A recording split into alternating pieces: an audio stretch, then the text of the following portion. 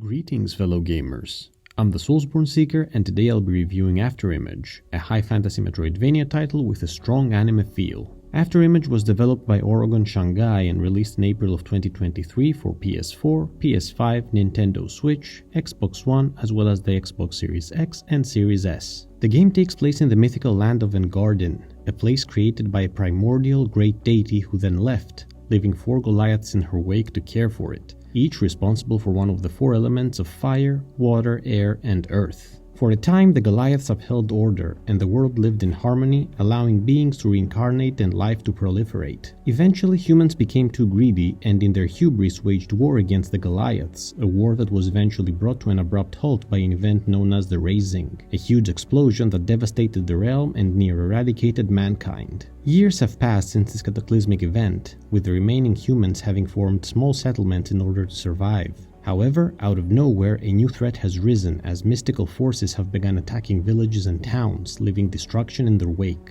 You take on the role of Renee, an amnesiac girl whose village has just been raided and her mentor vanished. In the company of a floating creature called Ifree, Renee embarks on a journey to find her missing teacher, in the process becoming involved in events that will determine the fate of the world. The lore of Afterimage is quite interesting, although a bit convoluted at first. Most of the story unfolds through brief cinematics and dialogue, as well as item descriptions and collectible memory fragments that slowly shed light into what this realm used to be like and how it came to an end, as well as hint at Renee's past and her true identity.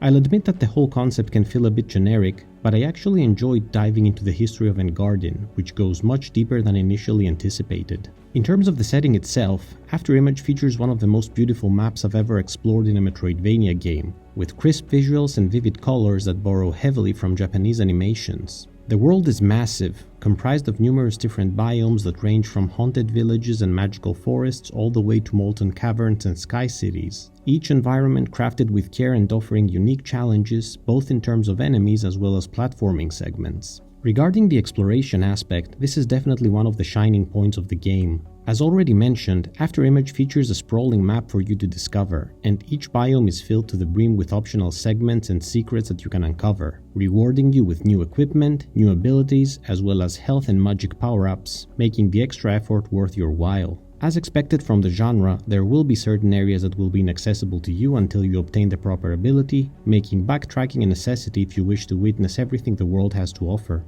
On that note, I should mention that the game boasts a very handy teleportation system that allows you to fast travel between major checkpoints on the map in the form of large magical trees that also function as rest stops. Adding to that, I also enjoyed a particular aspect of the game that allows you to travel across the map on top of a majestic stingray, which lets you marvel at the art of the cartography and also find a few additional secrets that may be floating across the waves. The only downside to the size of the world is that it becomes easy for you to get lost, and I found myself frequently wandering around aimlessly while trying to remember the location of a specific side quest giver or a merchant to purchase additional potions. The map does feature a marking system that allows you to mark down certain points of interest, but I unfortunately figured that out a bit later on and still had instances where I felt lost. All in all, I highly recommend veering off the beaten path as frequently as you can, since the items you will discover can make the difference between life and death at times, especially when it comes to combat. Fighting is a fundamental part of Afterimage and thankfully it's something it does incredibly well. As Renee, you will have a variety of different equipment pieces at your disposal, including a wide array of weapons, armor, and trinkets for you to utilize. In terms of offense, you will have a choice among many diverse armaments such as greatswords, scythes, daggers, and whips, just to name a few. Defense-wise, you can equip helmets, boots, and body armor, each with their own advantages and disadvantages. Trinkets are more varied in nature and can accompany both offensive and defensive capabilities, as well as more utilitarian functions such as granting more experience per kill. Speaking of experience, Afterimage incorporates a leveling system in classic RPG form. Killing enemies, collecting memories, and completing quests provide experience points which allow you to level up, a process that yields talent points which can then be used in order for you to strengthen your character through an extensive talent tree. Aside from that, Renee is also upgraded through earning special active and passive abilities which you can get via exploration or defeating bosses, some of which may be aimed towards easier environmental traversal, others towards more effective combat, and a few of them incorporating both. With tight controls and a large collection of different equipment pieces for you to combine, combat becomes a fun and fast-paced experience that you can adjust according to your playstyle. One issue I came across in terms of fighting was the fact that there were a few sections where it felt the difficulty spiked abruptly. forcing me to proceed at a snail's pace through certain biomes in order to not get killed by some of the more powerful enemies and halting my momentum. On the topic of bosses, I must say that Afterimage really blew me away with the amount of big bads I went against, which truly reflects the sprawling world that they inhabit. During my playthrough I fought more than 15 villains, many of whom were optional, yet all of them interesting to square off against. I really enjoyed the fact that there was a healthy spectrum in terms of challenge when fighting them. There were a few that were quite easy to kill, several that posed a good challenge, as well as some that truly took my everything to defeat, so there's something here for everyone. I also liked the fact that no two bosses felt the same, each one featuring their own unique design and attack patterns, which truly made it feel like they were an organic part of Engardin, intertwined with its lore and not just generic bosses for you to beat and get a special ability.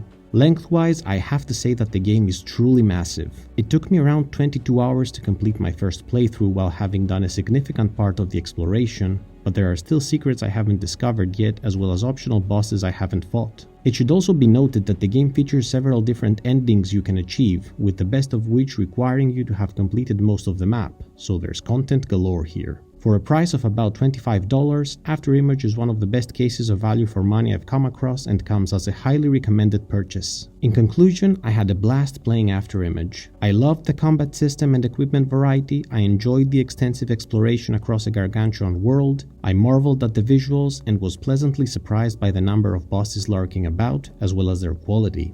There were definite instances where a sudden rise in difficulty led to a bit of frustration, as well as times where I got lost in the map, but nothing to take away from an otherwise incredibly fun experience. My final verdict on Afterimage is 8.5 out of 10. What did you think about Afterimage? Have you played it yet? Do you agree with the points I mentioned, or do you see things differently? Let me know in the comments below, and please subscribe if you enjoyed this video. As always, thank you so much for watching. Until next time, Soulsborne Seeker out.